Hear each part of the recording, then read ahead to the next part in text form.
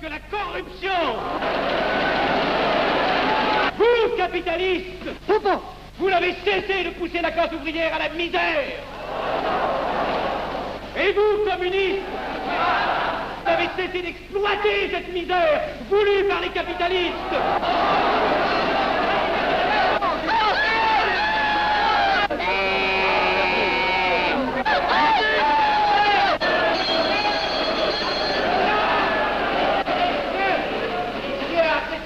Et vous tous, parlementaires, désuets et périmés, n'insultez pas le parlementarisme.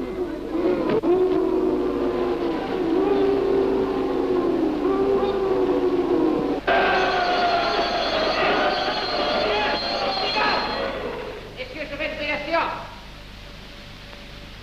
Continuez, monsieur Hassel. Messieurs, je n'ai plus rien à dire. J'ai eu conscience de vous dire quelques vérités, peut-être désagréables, mais utiles. Non, ce ne sont pas quelques interruptions qui m'arrêteront. La communauté française ne se bâtira pas sur le conflit de la vieille bourgeoisie égoïste et du peuple affamé. C'est pourquoi je ne voterai pas ce projet qui donne satisfaction au capitalisme international et serait le bon prétexte pour les communistes à accentuer nos divisions. Je ne le voterai pas. Je serai sans doute le seul à ne pas le voter, car il semble que par une étrange aberration, la Chambre tout entière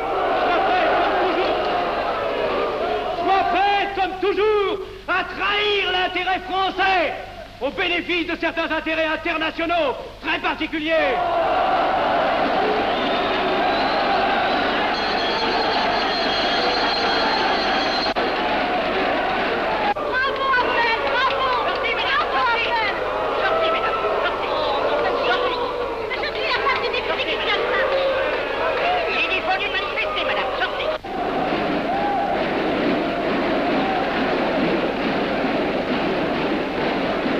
Il a du courage, ce petit Hafnel. Ces petits nationaux trop puritains nous font perdre notre temps. Il faudrait l'éduquer un peu. De quelle loge est-il? Il n'est pas de chez nous, mon frère Dubois. Tout s'explique. Voilà un garçon intelligent qui a besoin d'une méthode et de conseils. Présentez-le donc. Il est sensible, il faudra procéder avec précaution. Envoyez-lui la rivière, il saura le persuader. J'y vais.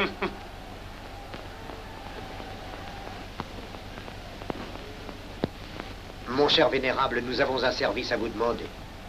Enfin, dis donc, je vous suis tout dévoué. Le jeune Hafnel qui vient de parler assez brillamment devrait subir les épreuves de l'initiation. La maçonnerie lui apporterait beaucoup et le disciplinerait. Ne croyez-vous pas? J'y pensais déjà. Nous allons nous en occuper activement. Alors, je suis brisé. Comment avez-vous trouvé mon discours? Excellent. Vous leur avez dit de fort bonnes vérités. Ouais, ça n'a pourtant servi à rien, ils ont voté le projet. Ça ne sert jamais à rien de dire la vérité. Les gens n'aiment pas la vérité. Ils préfèrent de beaucoup les mensonges. Vous êtes cynique. Non. J'ai une certaine expérience politique, déjà ancienne. À propos, voulez-vous venir un peu avec moi? J'ai quelque chose à vous dire. Volontiers.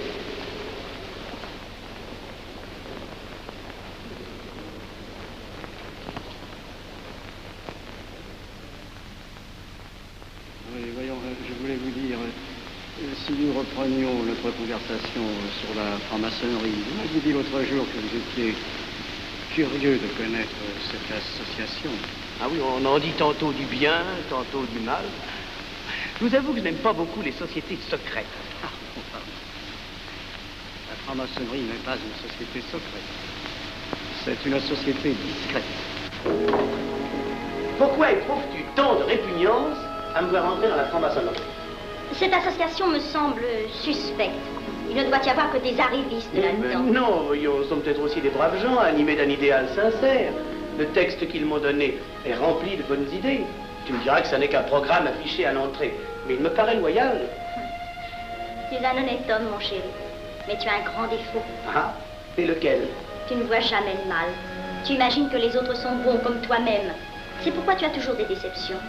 N'importe, je suis décidé à tenter cette expérience. Alors fais-la. Je souhaite me tromper. Quand vas-tu te présenter chez ces gens? Mercredi. Déjà.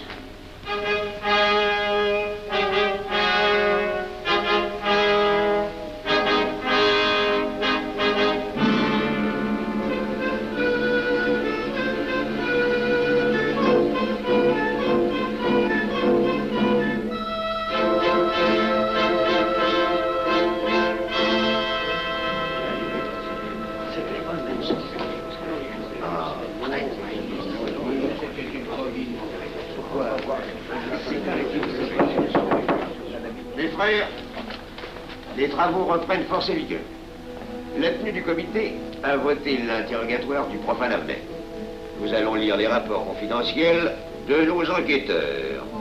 Pierre Abnel, né en 1902 à Laval, a fait sa première communion. Oh, mon frère, Valérie, je vous en prie. Mais déclare ne pas pratiquer régulièrement. A même cessé de fréquenter l'église. Très bien. Mais s'avoue spiritualiste.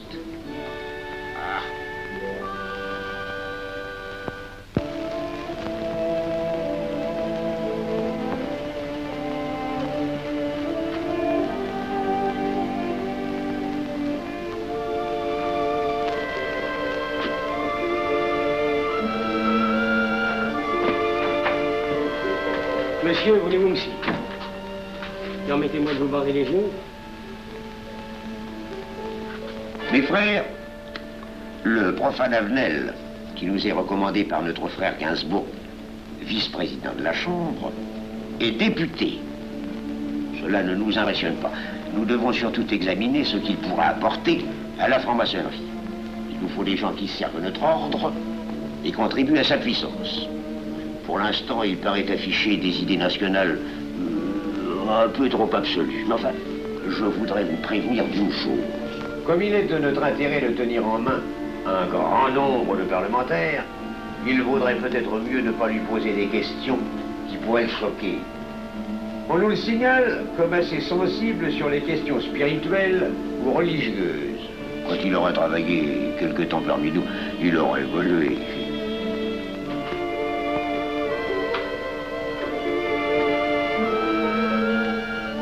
Et voilà, le silence le plus absolu, mes frères. Qui frappe ainsi régulièrement à la porte du temple? C'est un profane qui demande à être interrogé, vénérable maître. Faites entrer le profane.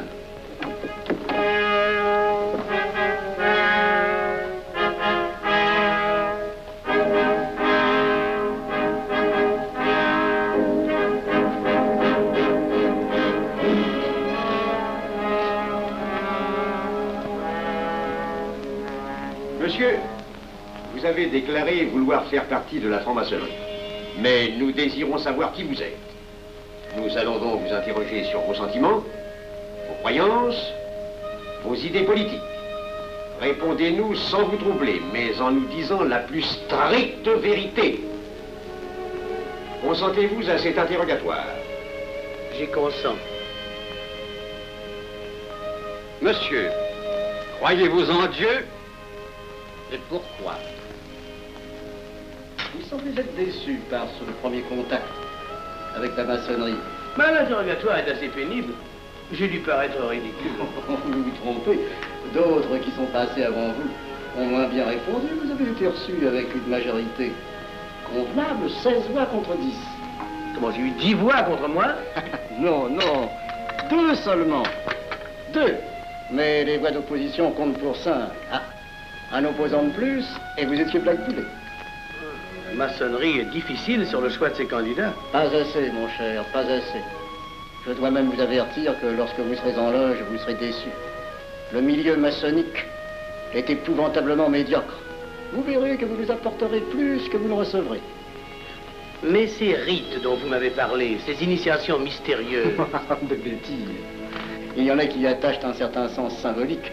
La plupart des maçons rient eux-mêmes de ces vieilles pratiques désuètes. Seulement, le jour de votre initiation, tenez-vous bien, les épreuves de la cérémonie ne sont pas commodes.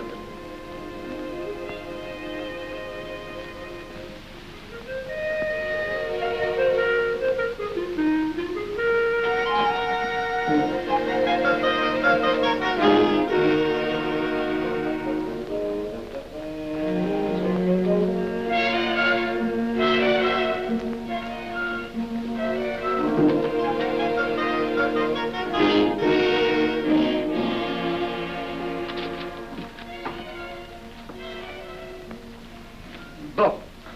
Attendez à la buvette, là. On viendra vous chercher. Alors, mais c'est entendu, mon cher, je m'occupe de ton affaire. Tu peux compter sur moi. C'est très important. Mais c'est entendu. Excuse-moi, la tenue va commencer, je suis un peu en retard. Bien, bien.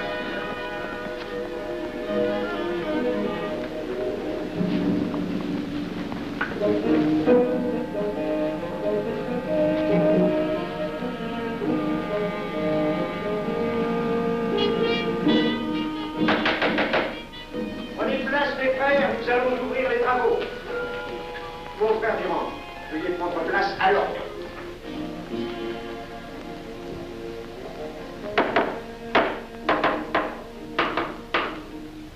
Frère premier surveillant, êtes-vous franc-maçon? Mes frères me reconnaissent comme tel, vénérable maître. Frère second surveillant, quel âge avez-vous? 3 ans, vénérable maître. Frère premier surveillant, quel est le premier devoir d'un surveillant en loge? Vénérable maître, c'est de s'assurer que le temple est couvert. Veuillez vous en faire assurer par le frère couvreur.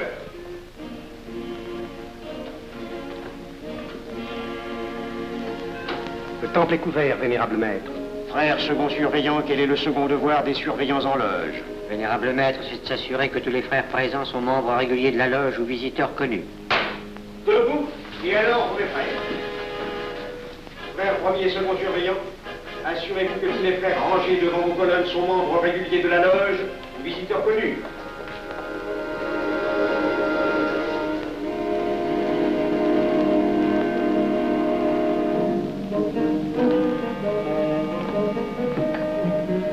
Vénérable maître, les frères qui décorent l'une et l'autre colonne sont membres réguliers de la loge ou visiteurs connus. Il en est de même à l'Orient. Frère premier surveillant, à quelle heure les francs-maçons opèrent-ils leurs travaux? À midi, vénérable maître. Quelle heure est-il, frère second surveillant? Il est midi, vénérable maître. Puisqu'il est l'heure du travail, frère premier et second surveillant, invitez les frères de vos colonnes à se joindre à vous et à moi pour ouvrir les travaux de la respectable loge des enfants de l'univers Orient de Paris, au grade d'apprenti, en la forme accoutumée. À moi, mes frères, par le signe, la triple batterie et l'acclamation.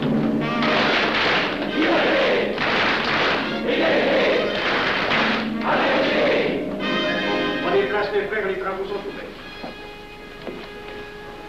Mes frères, l'ordre du jour appelle l'initiation du profane Avenel.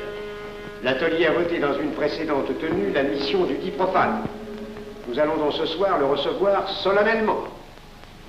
Mon frère couvreur, veuillez aller chercher le profane Avenel qui a écrit son testament philosophique dans le cabinet de réflexion.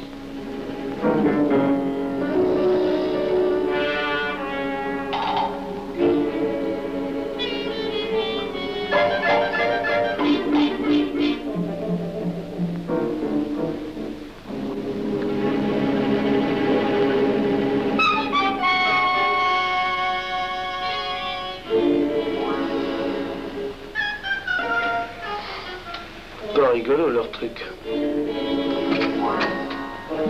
Monsieur, veuillez me suivre.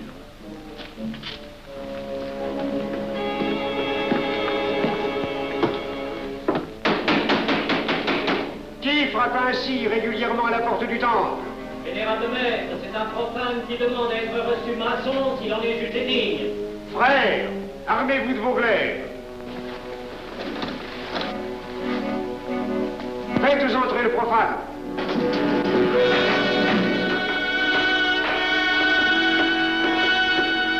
Laissez-vous, monsieur.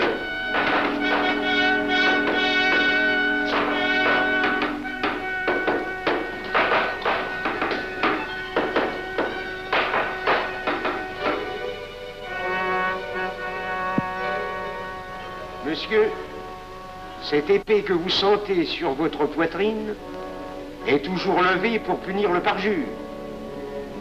Elle est le symbole du remords qui déchirerait votre cœur si vous deveniez traître à la société dans laquelle vous voulez entrer.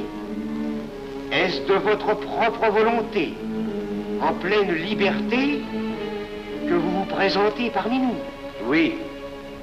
C'est une institution qui ne procède que d'elle-même. Elle prend sa force dans la raison. Persistez-vous toujours dans vos intentions?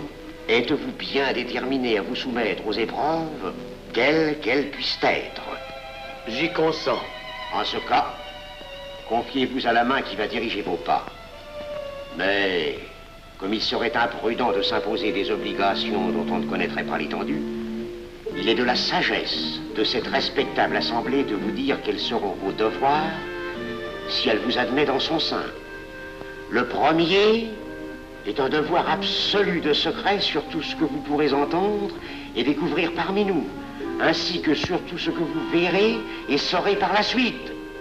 Je dois exiger de vous un serment prêté sur la coupe des libations. Consentez-vous à le prêter? Oui. Frère expert, faites approcher le profane. Et vous, maître des cérémonies, apportez la coupe des serments. Présentez la coupe au profane.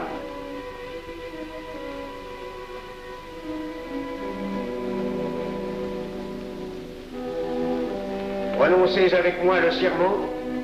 Je m'engage sur l'honneur, au silence le plus absolu, sur tous les genres d'épreuves qu'on pourra me faire subir. Je m'y engage. Vous devez connaître toute l'importance d'un serment. Si jamais vous manquiez à une parole aussi solennellement donnée, buvez. Buvez! Buvez! Que ce breuvage amer soit pour vous le symbole de l'amertume et du remords que laisserait dans votre cœur le parjure qui aurait souillé vos lèvres. Frère expert, emparez-vous du profane et faites-lui faire son premier voyage.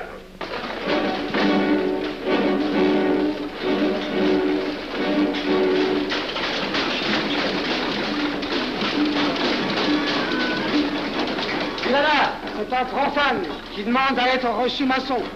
Comment ose-t-il l'espérer? C'est qu'il est libre et de bonne mœurs. Puisqu'il en est ainsi, qu'il passe.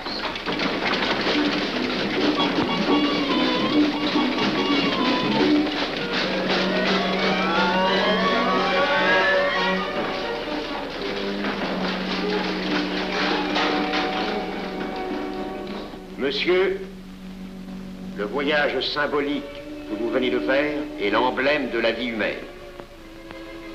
Le bruit que vous avez entendu figure les passions qui l'agitent.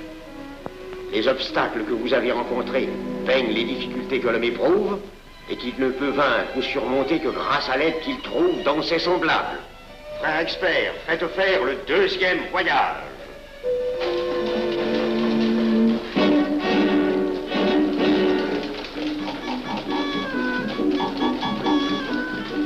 Qui va là? C'est un profane qui demande à être reçu maçon. Comment ose-t-il l'espérer? C'est qu'il est libre et de bonne mœurs. Puisqu'il en est ainsi, qu'il passe et qu'il soit purifié par l'eau.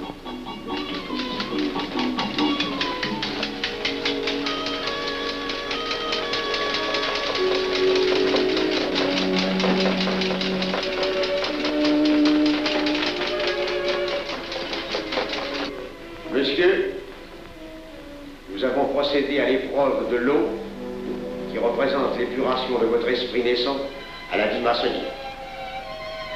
Votre cœur doit être limpide comme l'eau pure. Frère expert, faites faire le troisième voyage.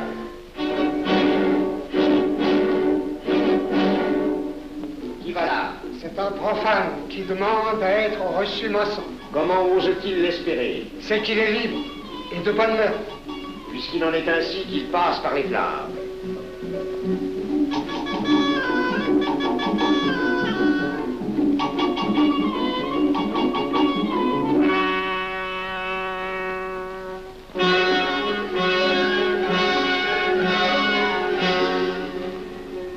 Monsieur, les flammes dont vous avez été environné ont achevé vos épreuves.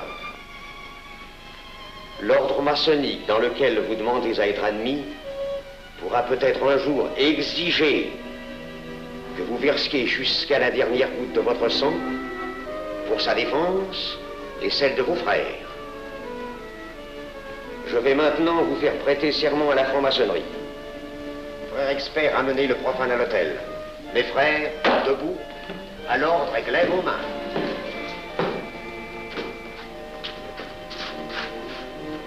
Moi, Pierre Avenel. Moi, Pierre Avenel. De ma propre et libre volonté. De ma propre et libre volonté. En présence de cette respectable assemblée de maçons. En présence de cette respectable assemblée de maçons. Je jure et promets solennellement. Je jure et promets solennellement. De ne jamais révéler aucun des mystères de la franc-maçonnerie qui vont m'être confiés. De ne jamais révéler aucun des mystères de la franc-maçonnerie qui vont m'être confiés. Quelle idée saugrenue ton mari a-t-il de se faire recevoir franc-maçon? Je lui ai déconseillé tant que j'ai pu, mais tu sais comme il est entêté. Il va se trouver dans un milieu d'arrivistes si médiocre. On l'a pourtant bien prévenu. Pourvu qu'il ne lui arrive rien. Il y a tant d'histoires qui courent sur le compte de ces sociétés secrètes. Ne t'inquiète pas, Pierre. Il saura se tirer d'un mauvais pas. Prudent. Pas assez. Monsieur, le serment que vous venez de prêter ne vous donne-t-il aucune inquiétude? Consentez-vous à le renouveler lorsque vous aurez reçu la lumière? Je le renouvellerai. Mes frères, nous allons donner la lumière aux profanes. Frère couvreur, préparez-vous à accomplir votre office. Que la lumière lui soit donnée à mon 3e coup de maillet.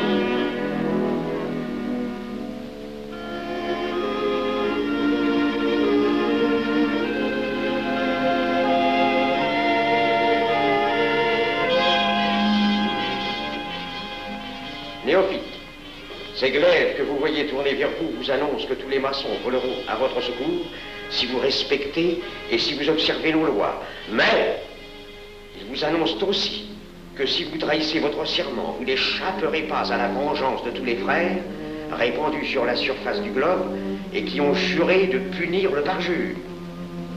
Le jurez-vous, mes frères? Nous le jurons.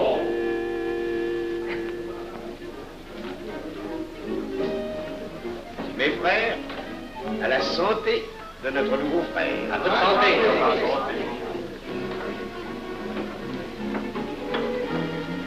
Mon très cher frère, qu'est-ce que vous pensez de cette soirée? Eh bien, c'est curieux. Cette cérémonie est très impressionnante.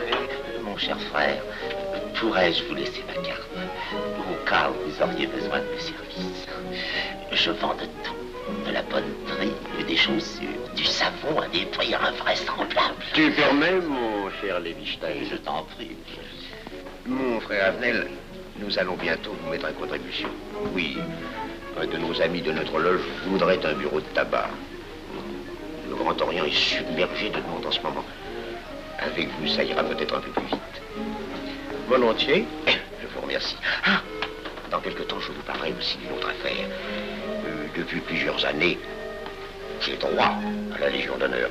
Je ne m'en suis jamais occupé, je n'ai pas voulu déranger nos amis pour ça. On leur demande déjà tellement de choses, n'est-ce pas? Vous m'aiderez? À votre service. Merci beaucoup. Alors, au revoir. Ah non, pas comme ça. Voyez-vous, des petits coups secs avec le pouce, là, comme ça. Pam, pam, pam. Essayez. Pam, pam, pam. Et ben voilà. Avec ce signal-là, on ouvre toutes les portes.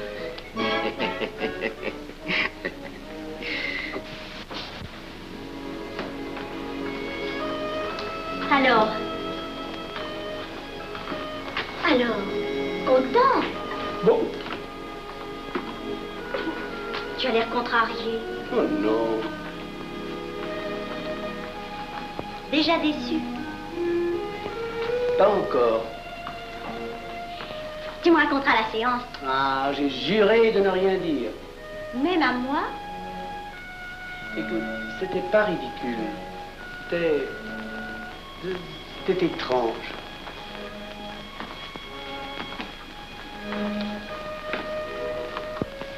Mon chéri. Oh, mon chéri, c'est idiot, mais j'ai peur pour toi. Qu'est-ce que tu veux qu'il m'arrive? Oh, mon grand.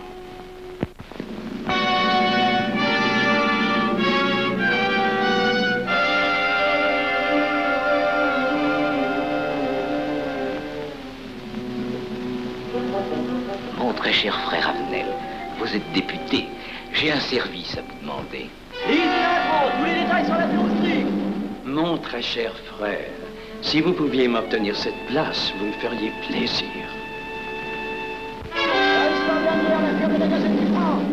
Mon cher, donnez donc un coup de téléphone au préfet, qu'il m'ôte cette contravention. Demandez la liberté, le scandale fascinateur. Mon très cher frère Avenel, j'ai besoin d'un bon témoin de moralité dans un procès. C'est un de nos frères qui passe en correctionnel. Il est bien un peu coupable, mais avec un peu d'appui. Et pour manifester cette solidarité maçonnique, je suis sûr que vous voudrez bien vivre. L'arrestation du banquier Charles Lévy. Le crime des banques coopératives. Un nouveau scandale financier. Il faut l'exclure, c'est une fripouille. Oui, évidemment, c'est une fripouille, mais puisque personne ne le sait, nous pouvons le garder parmi nous. Non! Mais je comprends très bien vos réactions, mon cher Avenel. Mais tenez, je vais vous citer un exemple. J'ai vécu pendant 20 ans en maçonnerie avec un frère que je considérais comme un escroc. Ben, je n'ai rien dit, parce que c'était un excellent maçon. Nous ne sommes pas du même avis.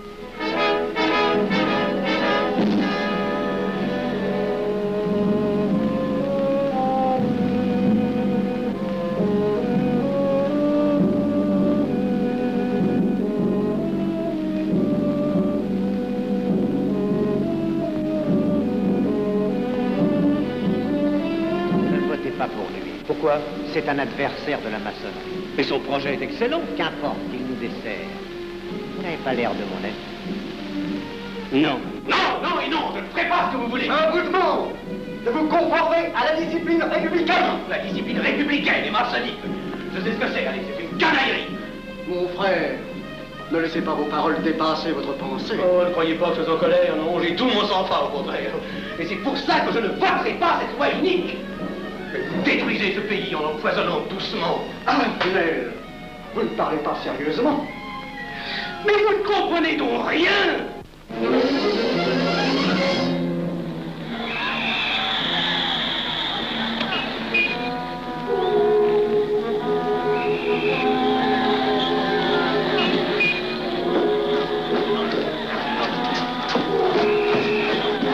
Que se passe-t-il? Regardez. Mais calmez-vous, mon vieux. Ce n'est rien. Rien.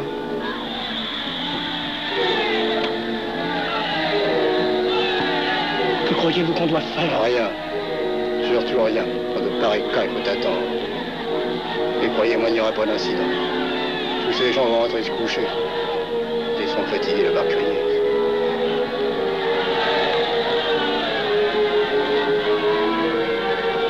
Qu'en pensez-vous, Avenel? Je voudrais être avec eux, place de la Concorde. Vous ne parlez pas sérieusement? J'ai pas envie de rire.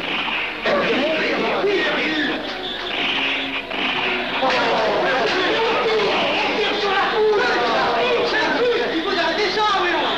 Mais sans doute. Il faut arrêter ça.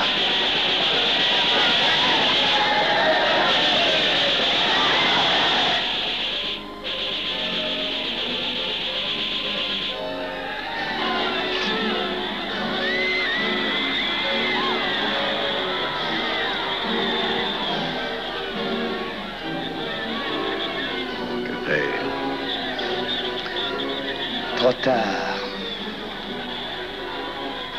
On tire encore. C'est pour feu.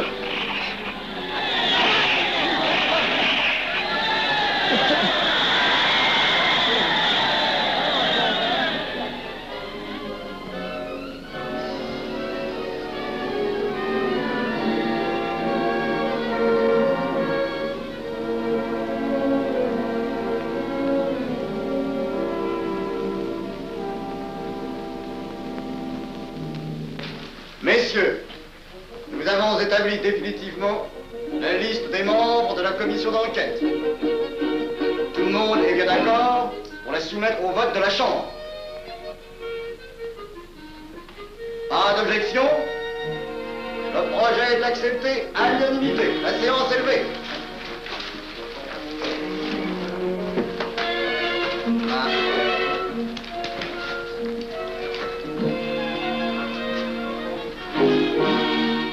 Vous pensez que ça va marcher?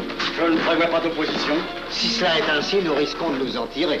Je te le crois sincèrement. Nos frères députés nous attendent dans un salon voisin. Ils sont impatients de vous entendre. Bah allons-y. Arnel.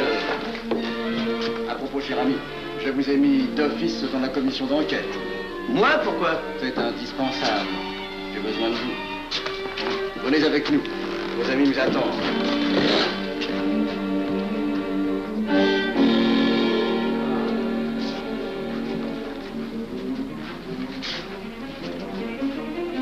Mes frères, puisque nous sommes entre nous, je puis vous dire bien confidentiellement que nous allons traverser ces événements graves sans trop de dommages.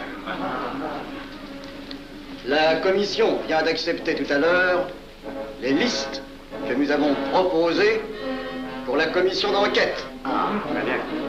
Beaucoup de nos adversaires en font partie, mais dans l'ensemble, les maçons sont encore en majorité. Rassurez-vous donc, ni la République ni la maçonnerie ne sont perdues. Elles ont traversé une crise grave. Elles sortiront renforcées de cette épreuve. Merci.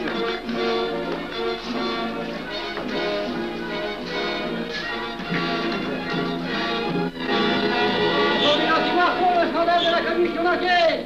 Demandez l'anti-Marchon, le scandale de la commission d'enquête! Vous me demanderez successivement le Quai d'Orsay, la Banque de France, l'état-major, le secrétaire général du Parti radical socialiste, le temps et les usines d'aviation Guerlain. Bien, monsieur.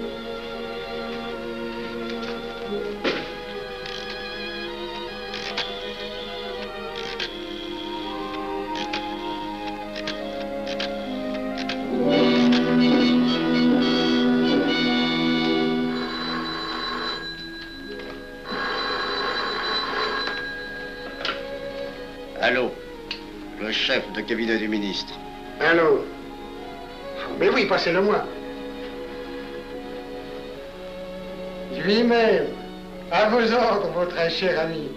Je ne peux rien vous dire par téléphone. Il pleut. Vous me comprenez? À merveille. Alertez tous nos amis à l'étranger. Qu'en aucun cas, on ne parle de nous. Silence. Compris. Allô, ici Général Maisonnat.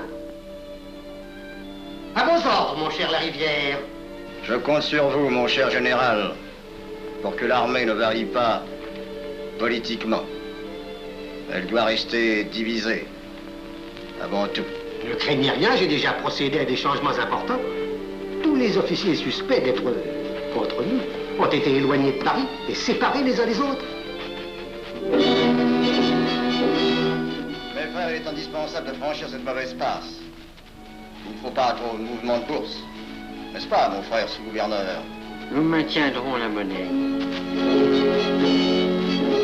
La presse de droite doit essayer d'attaquer la presse de gauche. Pendant quelque temps. Pour donner le change. C'est entendu.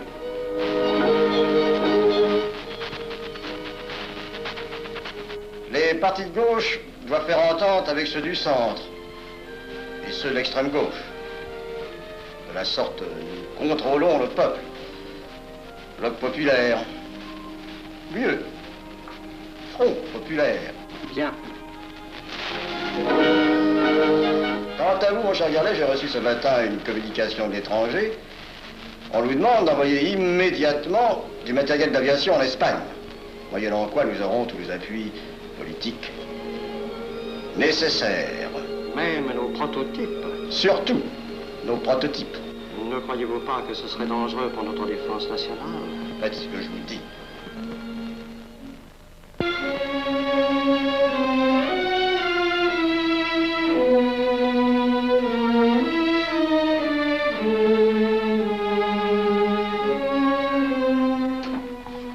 Monsieur Avenel, Faites entrer. Ah, bonjour, cher ami. Comment on va? Bien, merci. Ah, je vous ai fait appeler. Que se passe-t-il? On ne vous voit plus. Vous le boudez? Oh non. Cigarette. Non, merci. Dites-moi, pourquoi avez-vous refusé de faire partie de la commission d'enquête? Oh, j'ai beaucoup de travail en ce moment et je fais déjà partie d'autres commissions. Avenel, répondez-moi franchement. Ce n'est pas parce que nous avons eu l'autre jour une petite discussion bien fraternelle? Eh bien, justement, si. Je voudrais vous parler de la franc-maçonnerie. Ah, mais bien, voyons, mais bien entendu. Asseyez-vous. Ah. Alors? Ah, je vous écoute. Eh bien, voilà, vous avez été mon présentateur, je vous dois une explication. Je suis décidé à déposer ma démission. Vous avez l'air d'avoir été déçu par la maçonnerie. Oh, pire, choqué. Pourquoi? Mais confessez-vous, mon vieux. Vous ne serez pas le premier maçon qui m'aura ouvert son cœur. Qu'est-ce qu'on vous a fait? Mais à moi, personnellement, rien. Mais je trouve ce milieu maçonnique... pourri d'arrivistes écœurants. Je vous l'accorde. Ah, ben, je ne vous le fais pas dire. Oh, croyez-vous que je sois dupe? Ben, alors, je ne comprends pas. Tant de vertus affichées sur le programme à la porte. Tant de mystères à l'intérieur pour ne cacher que ces petites combines, ces appétits de comitards. Je m'attendais à trouver des hommes dévoués, sinon supérieurs. Au lieu de ça, je n'ai rencontré que des quémandeurs de bureaux de tabac ou de décoration, ou alors des fripouilles qui cherchaient à m'utiliser pour échapper à des condamnations. En dehors d'eux, des phraseurs, des sectaires ignorant tout, ne connaissant rien de l'histoire de leur pays, rien de l'histoire du monde, rien de la politique, rien de la philosophie, rien. Ah, des cerveaux vides, mais des dents longues et des langues folles. Et c'est cela qui gouverne la France. Quel grade avez-vous maintenant? J'ai été initié à la maîtrise il y a peu de temps. Eh bien, si vous avez le courage de vivre encore quelques années dans la médiocrité des ateliers bleus, vous passerez ensuite aux ateliers supérieurs. C'est mieux? C'est autre chose. Voyons, vous êtes 33e, n'est-ce pas? C'est le grade le plus haut dans la maçonnerie. Mon petit Avenel, je vais vous révéler, quoique je ne le doive pas, ces fameux secrets maçonniques dont on fait tant de mystères. En maçonnerie, on cache tout aux petites gens.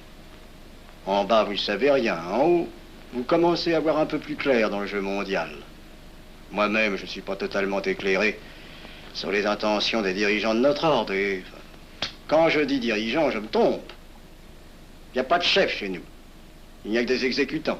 Je suis un pion sur un échiquier, j'accomplis une fonction. Je reçois des messages. J'obéis. Je transmets. J'agis. Mais qui dirige? Personne. C'est beaucoup plus compliqué et simple en même temps qu'on ne pense. Qu'est-ce que la maçonnerie? Des groupes d'hommes qui se sont réunis aux quatre coins de l'univers pour enserrer le monde dans un réseau aux mailles infranchissables. Nous sommes 50 000 en France, 500 000 en Angleterre, 3 millions en Amérique, c'est peu. Mais c'est énorme, parce que nous formons un bloc uni d'une seule volonté. Nous rayonnons partout, nous commandons partout. Ici, 300 parlementaires sont francs-maçons. En Angleterre, le roi fait partie de notre ordre. Aux États-Unis, le président est 32e. Il n'y a pas un pays où nous n'ayons nos appuis secrets, nos hommes, nos banques, nos groupes dévoués. Et ceci n'est rien. Je ne vous montre là de la maçonnerie que la puissance physique. Il y a peut-être autre chose. Mais quoi? Une doctrine supérieure. Une antique expérience des forces du monde qui nous permet de pousser les peuples tantôt vers la vie, tantôt vers la mort, quand il le faut. La mort? Mais je croyais la maçonnerie attachée à la paix. À une certaine paix. Notre paix. Sinon,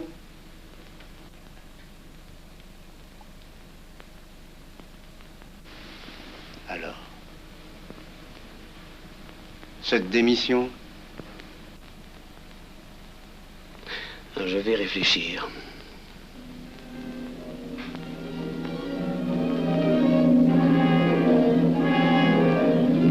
Alors, il n'y a qu'une solution, la guerre.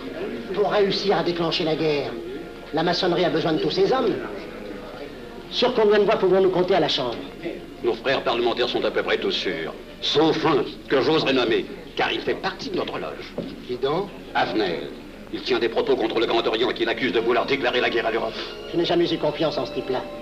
C'est une faute de l'avoir laissé entrer ici. Nous pouvons encore le ramener de meilleurs sentiments. Je doute que vous réussissiez. Qui sait? Nous avons peut-être les moyens pour ça.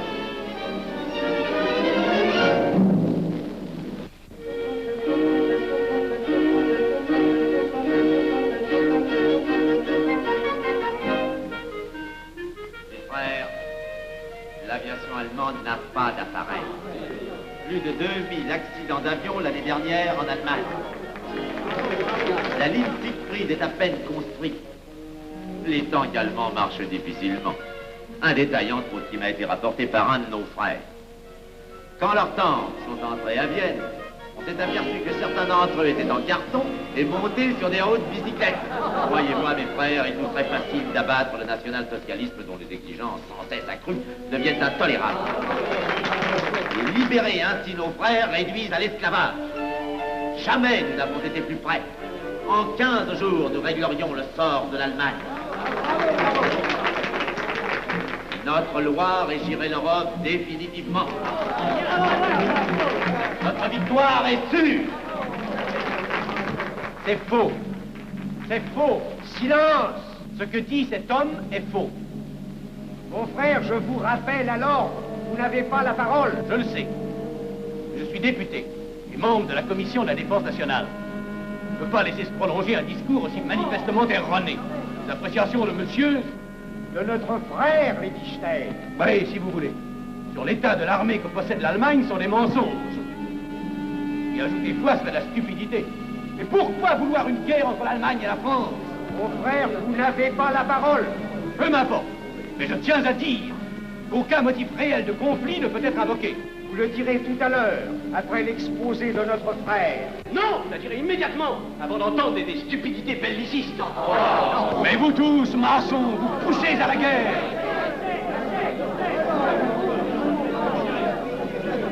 Pour que ce pays soit gouverné par vos lois, par les Juifs, et la maçonnerie surtout. Le peuple français ne se battra pas pour défendre une idéologie fumeuse, un régime ignoble, une république pourrie. Mon frère Avenel, je vous prie de couvrir le temple.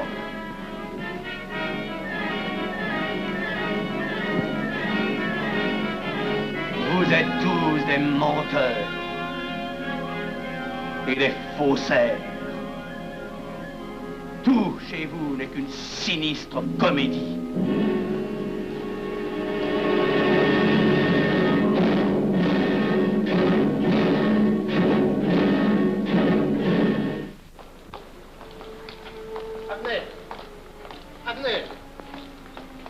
Avenel, excusez-moi, comme vous, j'habite Neuilly, c'est pourquoi je me permets de vous rejoindre. Mais vous avez fort bien fait, monsieur. J'étais près de vous à la tenue. Je voulais vous féliciter. Oh, merci. Vous avez très bien fait de leur crier des vérités. Ce sont des fous. Malheureusement, il est impossible de leur faire entendre raison. Les événements sont pourtant indiscutables. Oui, oui. Dites-moi, j'ai des documents confidentiels sur l'action actuelle de la maçonnerie qui peut-être vous intéresseraient. Des documents? Oui, oui, des documents. Vous êtes député, il serait utile et urgent que je vous les communique. Mais je crois bien, où sont-ils? Chez moi, pas très loin d'ici. Si vous avez quelques minutes. Volontiers, allons. Alors, qu'est-ce qu'on décide? Pétard ou couteau? Le couteau, ça fait moins de bruit. Attention, les voilà.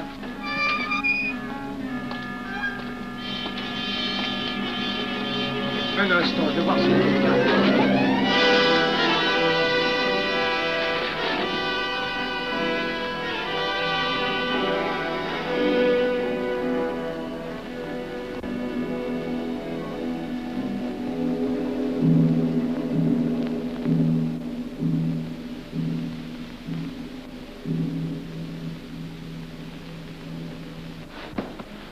Ne t'inquiète pas, mon chéri.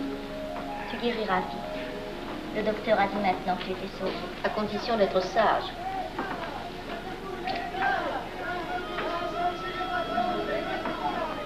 Qu'est-ce qu'on entend? C'est la mobilisation générale, mon chéri. Quoi, la mobilisation? Ne t'agite pas, je t'en supplie. Je n'aurais pas dû te le dire, mon Dieu.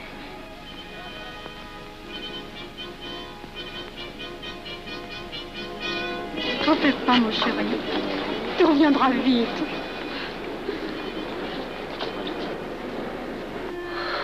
Les brutes. Ils sont arrivés. Ils ont réussi à déclencher leur guerre. Ne bouge pas. Tes plaies sont à peine fermées. Si j'étais pas tombé sous les coups de ces criminels, j'aurais peut-être pu arrêter ça. Mais non, tu n'aurais rien pu empêcher, mon chéri. Ces hommes sont plus forts que toi. Ils ne t'auraient pas manqué.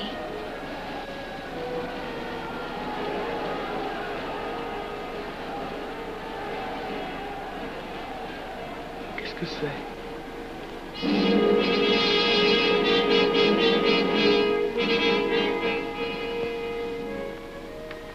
Les malheureux.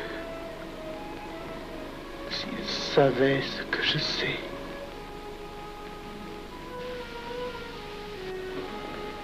Mes frères, nous pouvons affirmer en toute sérénité que la franc-maçonnerie universelle a présentement atteint son but. Cette guerre qui est la nôtre est déclarée. Elle doit aboutir au triomphe de notre ordre. Il importe que le monde soit définitivement gouverné selon nos méthodes et par nos idées. Debout et alors. Frère premier surveillant, à quelle heure ferme-t-on les travaux? À minuit, vénérable maître. Quelle heure est-il, frère second surveillant? Minuit, vénérable maître. Puisqu'il est minuit et que nous avons accompli notre œuvre, je déclare les travaux clos à mon coup de maillet. Retirons-nous en paix, mes frères, sous la loi du silence.